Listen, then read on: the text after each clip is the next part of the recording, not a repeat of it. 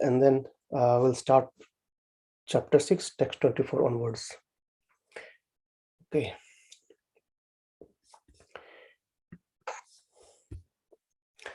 Om Jnanatimirandasya Jnananjana Salakaya Chakshurunmilitam Yena Tasmai Shri Gurave Namaha. Namo Om Vishnu Padaya Krishna Prasthaya Bhutale Srimate Bhaktivedanta Swamin Iti Namine. Namaste Saraswati Devi Gauravani Pracharine Nirvishesha Shunyavadi Pashyata Devasatharine. Jai Shri Krishna Chaitanya Prabhu Nityananda Shri Advaita Gadadhara Shivasadi Gaura Bhakta Vrinda. Hare Krishna, Krishna Krishna, Hare Hare, Hare Rama, Rama Rama, Hare Hare. Hare Krishna, dear devotees. Hare Krishna. Welcome you all once again. Yes, so as we have been discussing chapter 6, so we have reached till text 23, and today we'll continue from 24 onwards. So as of now, we have seen how Krishna is explaining about the multiple stages of Ashtanga yogis, and then Yoga Ruksha and Yoga Aruksha, Yoga Ruda and Aruksha. And then we've seen how Krishna says about controlling the mind. Mind can be our best friend, and the mind can be our greatest enemy if uncontrolled. And then on Friday, we have discussed about the practice of yoga stages and the goal of them. Goal of the Ashtanga yogi is actually to see Krishna as Paramatma. We see that three words: Mat Chitta, Mat Paraha, Mat Sthanam, Mat Samstham. So let me share the screen and then we'll continue from.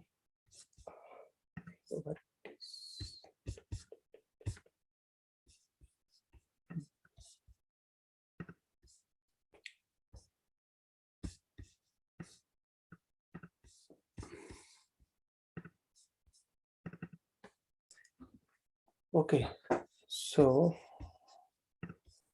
we were on this chapter 6, right? Yes.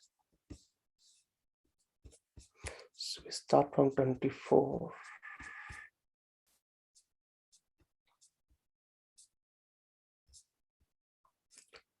Okay. So this last 3 verses we have discussed about the stage of samadhi.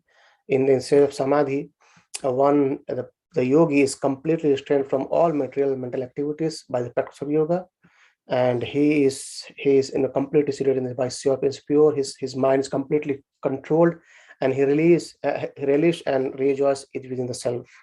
Right. That's what we discussed last week. The end of that. There was a nice and big long purport gives, and hence he says that practicing of how bhakti yoga is more important actually, right? And he says it's not about attaining some goal or some metallic things or siddhis and then try to cheat people, rather than utilize and help realize Krishna within, right? Okay, text 24. Text 24, where it starts about another stage where it's... Prabhuji, can you make the text slightly bigger, maybe another 2 fonts higher? Yes. Please. So is it okay now? That's brilliant. Thank you. Okay, no problem. Thanks. So from here, Krishna explains in two verses, like in how this yogis, they reach that yoga ruda stage or the advanced stage, right? And how to attain perfection in this practicing Ashtanga yoga.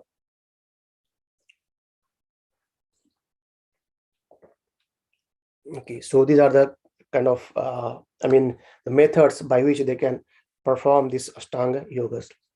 These 2 verses 24 and 25.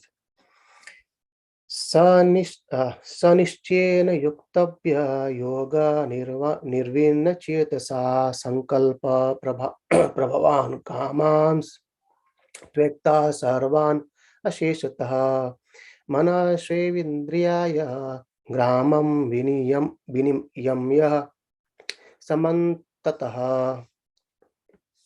Says one should engage oneself in the practice of yoga with determination, that is nishchayena, with firm determination, and faith. So one should practice the yoga with determination and faith and not be deviated from the path. So he should completely determined towards practicing this yoga and with complete faith. And one should abandon without exception all material desires born of mental speculation. If you see, Krishna has already many times made these words in different ways, that somehow or other we need to give up all our material desires. Even this advanced yogi, they also have to reach this stage, giving up this desire of material desires, which comes from this mental speculation, and thus control all the senses on all sides of the mind. So basically controlling the mind, having completely control over the material desires. This is basically they're devoid of these material desires, and they fix their mind completely, and then it's performed with full determination and faith, right? So Prabhupada nicely explains this purport, this point about how can we control the mind, and how full determination we can put towards bhakti yoga as well. So Prabhupada says the yoga practitioner should be determined and should patiently prosecute the practice without deviation, right? So this is one thing, like, fully determined, this, yes, I have to do it, and then without deviation, and one should be sure of success at the end.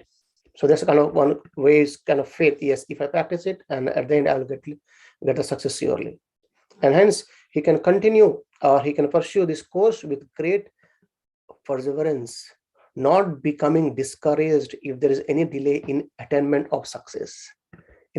Sometimes people say, okay, I want to see God right away, isn't it? That doesn't happen. So yeah, that might happen, because if that person is in advanced stage of yoga practice or advanced stage of bhakti yoga, but other way around, it becomes very difficult. So if you see, it's being described in Bhagavatam many places that we can achieve Krishna in a very very limited time. Even if Dhruv Maharaj, he saw Krishna in 6 months, isn't it? Khatwang Maharaj, he saw this thing in just one muhurta, that is 48 minutes, right? So for us, so again, it depends upon person to person how determined we are, and it takes time for different personalities, for different people. We may say, okay, how Dhruv Maharaj got in 5 months, and then we are practicing from years and years, but still we cannot have these things, right? So that's this means. So we should not be discouraged. Krishna will definitely come to us, but that takes different times for different persons, right? And then you should have faith that yes, Krishna is going to help us out at the end anyway.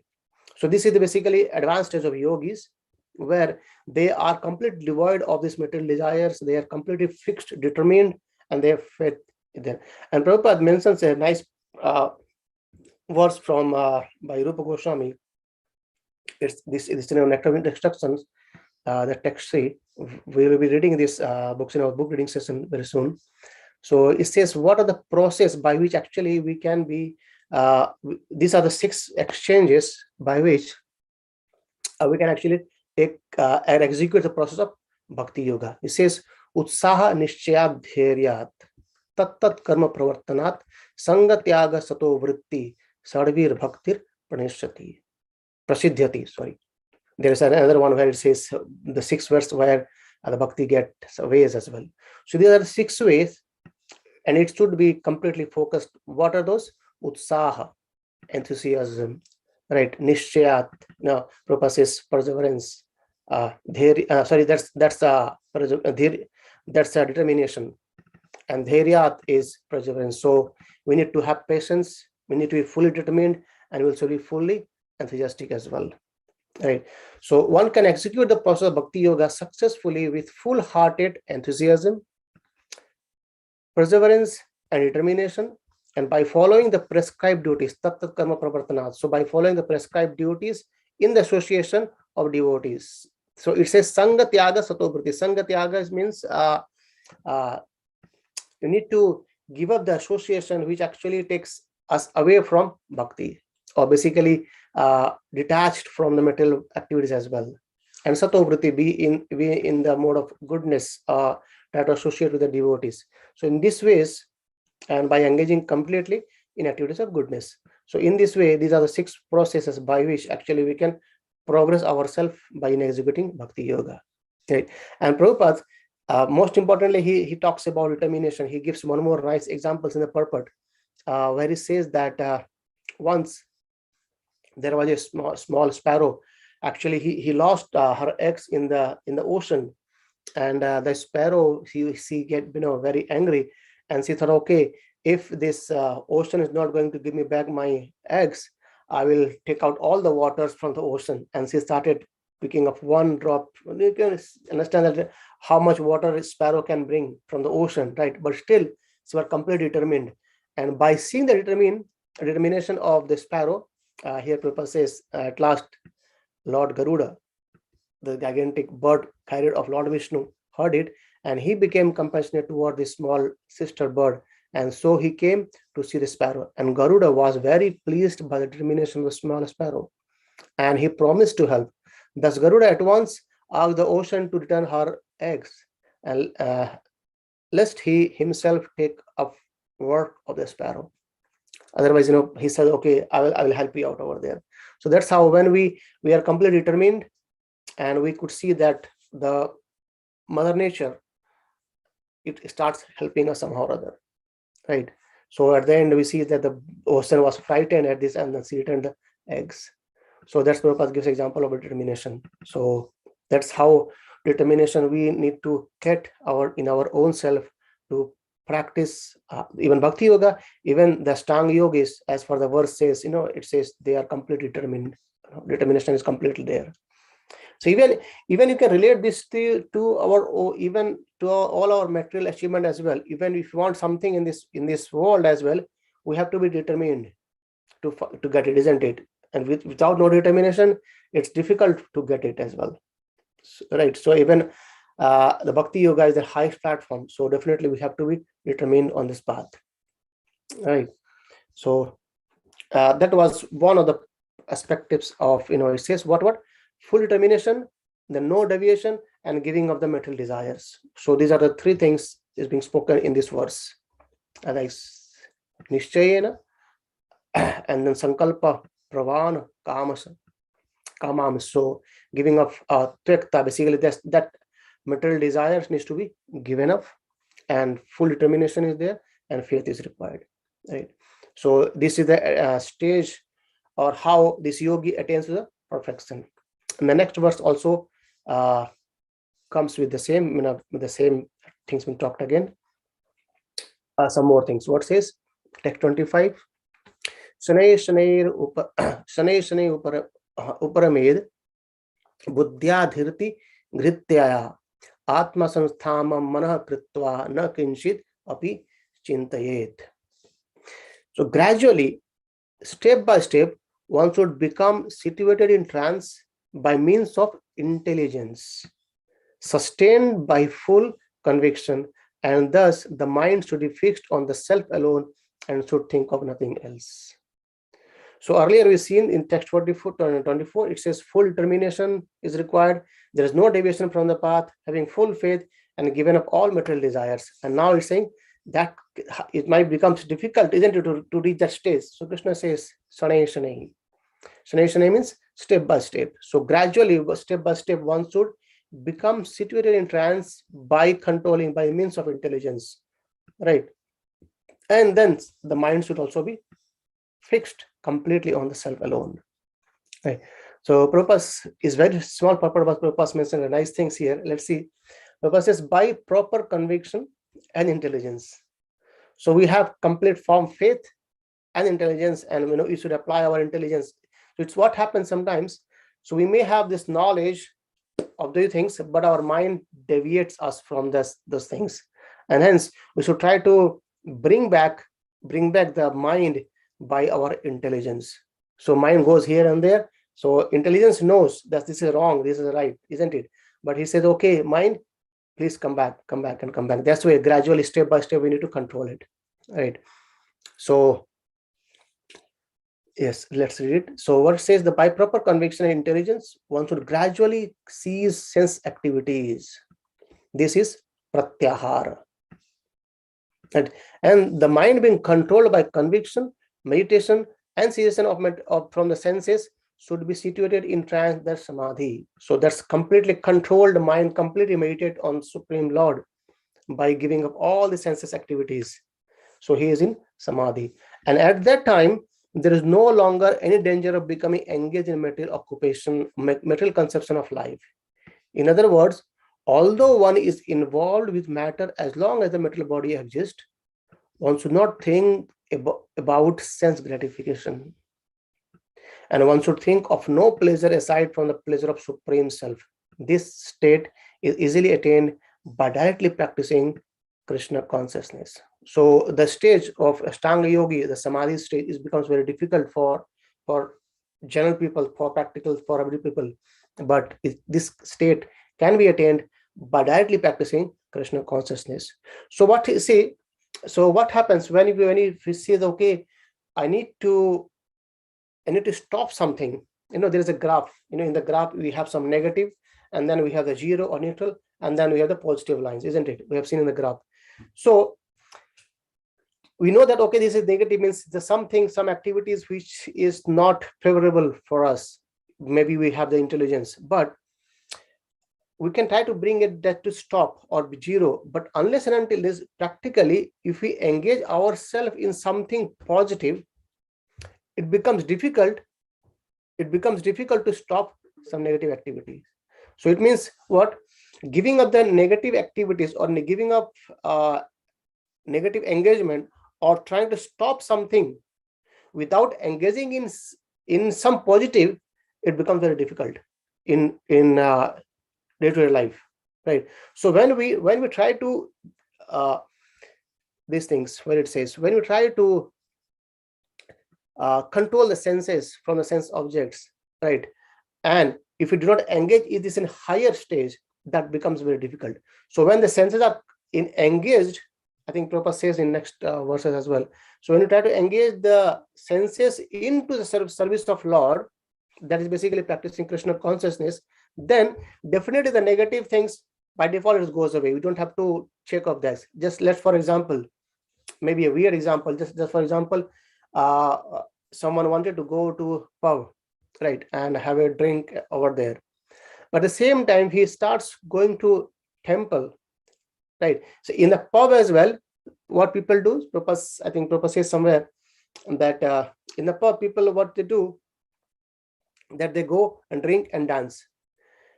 And in temple, what we do kirtan and dance. So activities are almost kind of same. Okay, is a physical activity is dancing, they're also dancing, isn't it? But the result is completely different. The person who is dancing in the pub is actually entangling himself in his bondage, and the person who is dancing in front of deities in the kirtan is actually elevating himself. So one is degrading and one is elevating. However, the action looks to be same, dancing, both were dancing, right? So that's how, unless and until our negative activities or negative engagement can be engaged in positive engagement, it becomes very difficult to give up those things.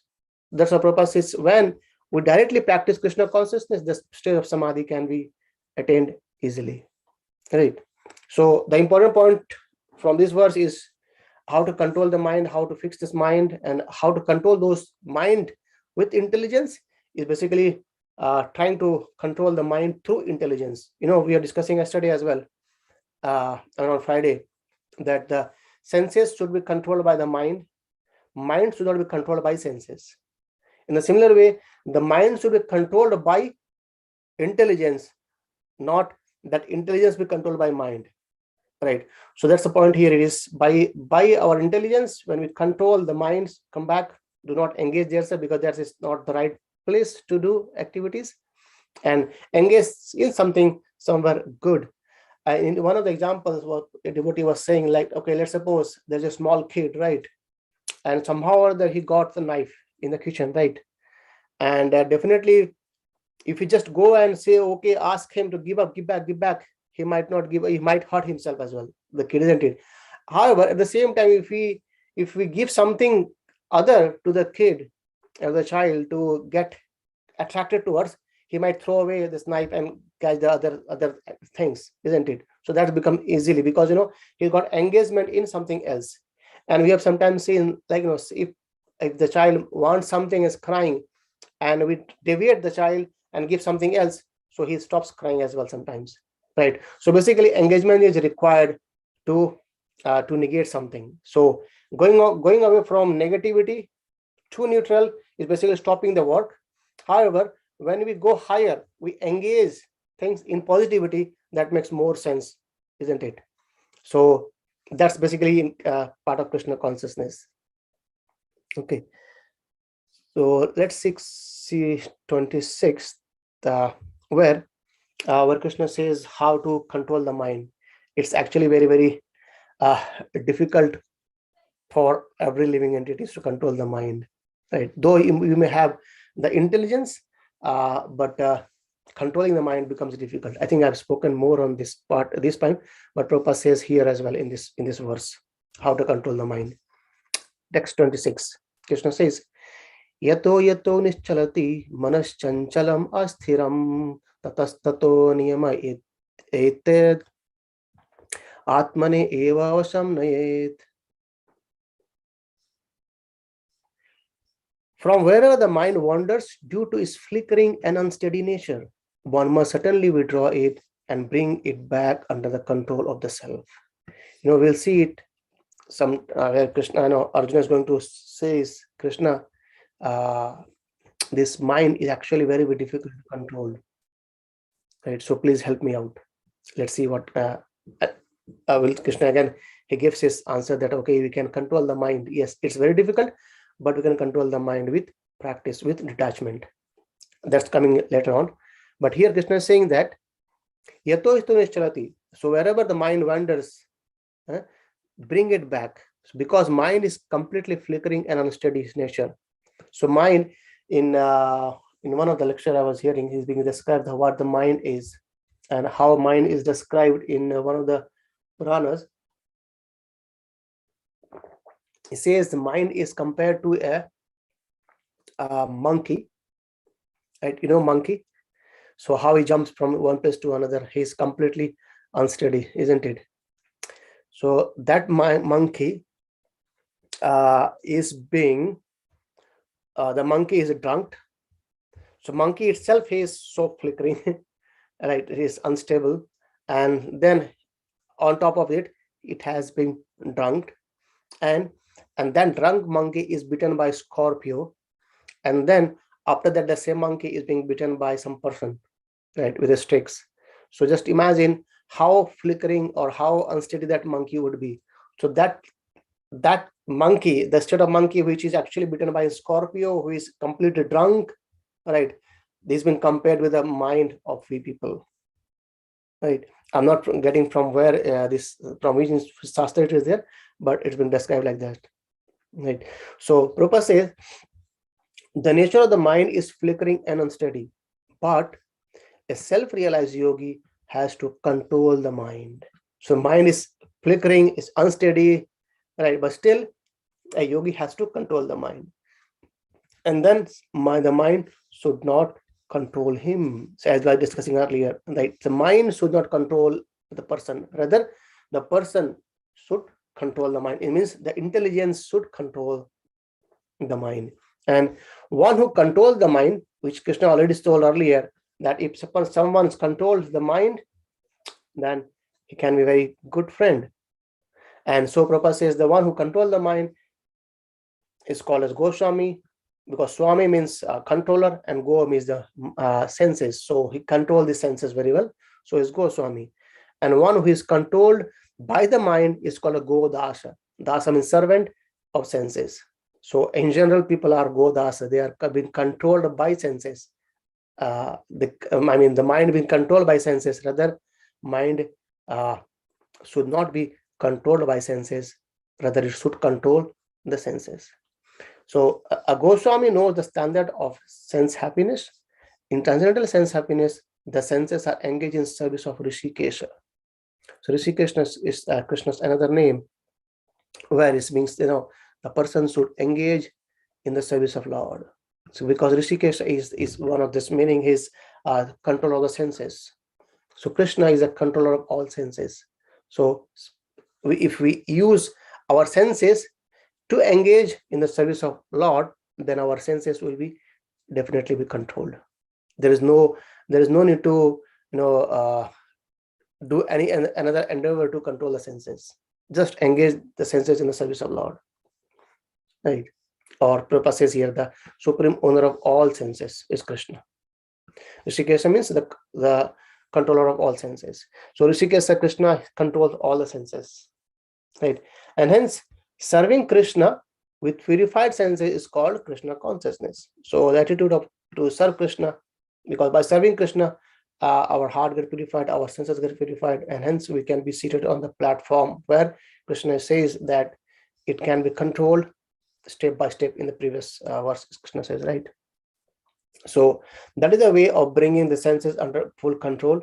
What is more, that is the highest perfection of yoga practice. So all the time, if you see this, the controlling the mind is very, very important, right? Okay, let's see text 27, where 27 is another state called as this Brahma Bhuta state, right? So let's see what is this. Prashant manasam henam yoginam sukham uttamam upayati santa rajasam Brahma Bhutam akalmasam. The yogi whose mind is fixed on me rarely attains the highest perfection of transcendental happiness. Verily attains the highest perfection of transcendental happiness. He is beyond the mode of passion. He realizes his qualitative identity with the Supreme, and thus he is freed from all reactions to the past deeds. So now, earlier we discussed about gradually control the mind, isn't it? And then we talked about engaging the mind in the Supreme Lord's service, by which you can control the mind. And Krishna says, now those yogi whose mind is fixed on me. So gradually, ultimately, we are saying that we need to fix our mind on Krishna. So the yogi whose mind is fixed on Krishna, he attains the highest perfectional stage of transcendental happiness. So this is basically understanding that the person is, so this stage of Brahma Bhuta stage is basically understanding that I am not his body, I am the soul, right? So this person, he is beyond mode of passion, right?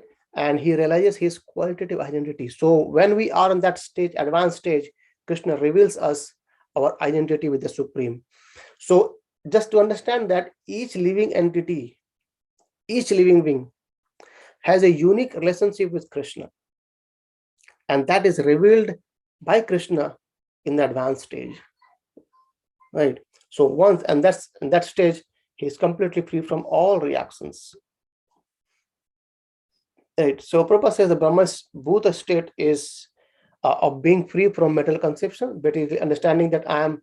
So mental contamination or conception is that I am this body, but he is free from that. So this stage, he understands that I am not this body. I'm the soul.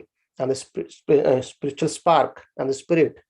And in that stage, the transcendental service of the Lord, and he understands that I am actually, he starts serving Lord Sri Krishna as well.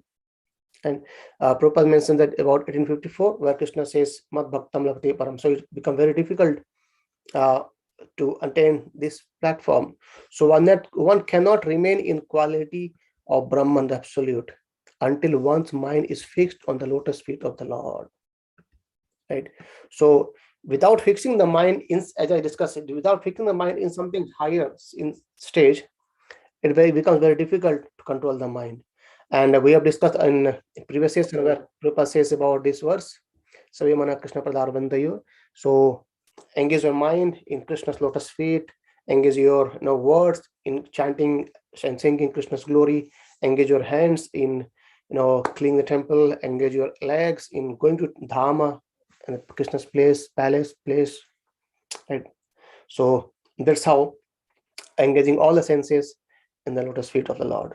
And to be always engaged in the transcendental loving service of the Lord, or to remain in Krishna consciousness, is to effectually liberate from the modes of passion and all mental contamination.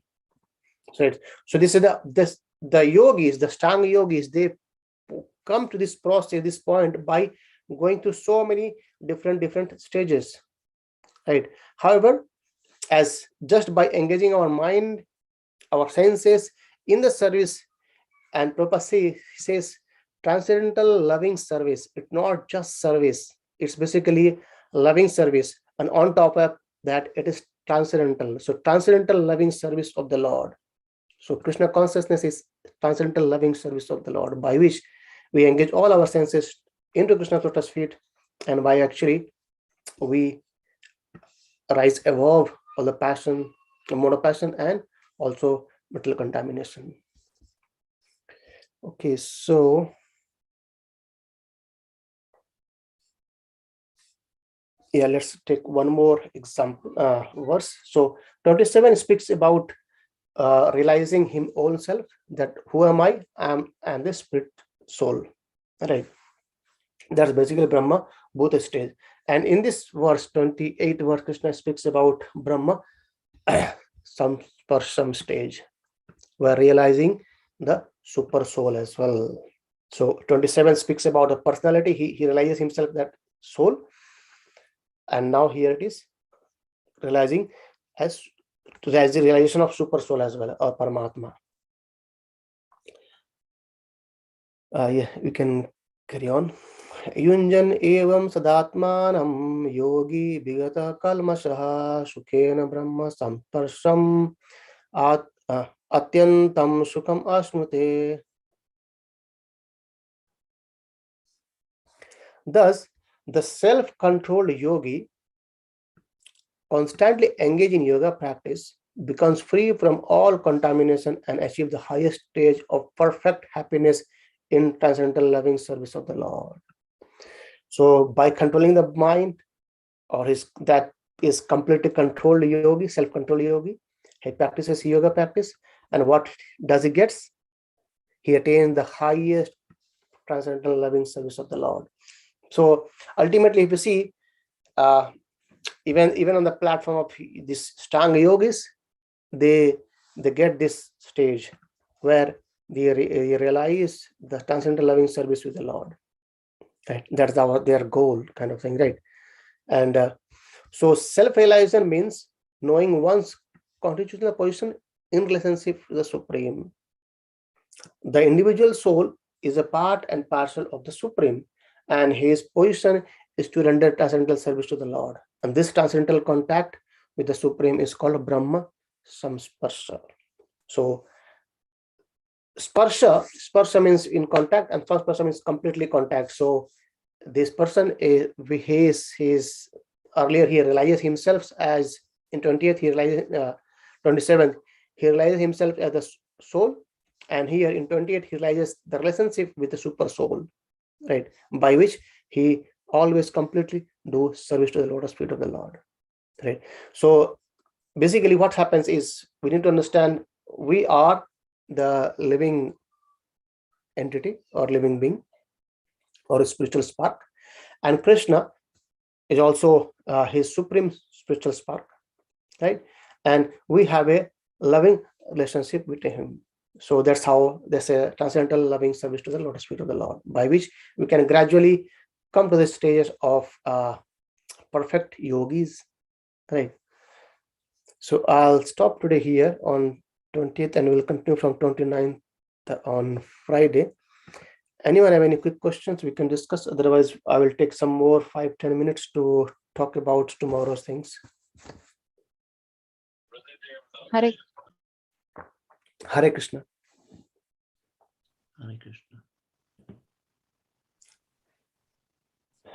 Okay, so we can stop today here. However, I'll just discuss something else about tomorrow's. Srila Prabhupada ki jai.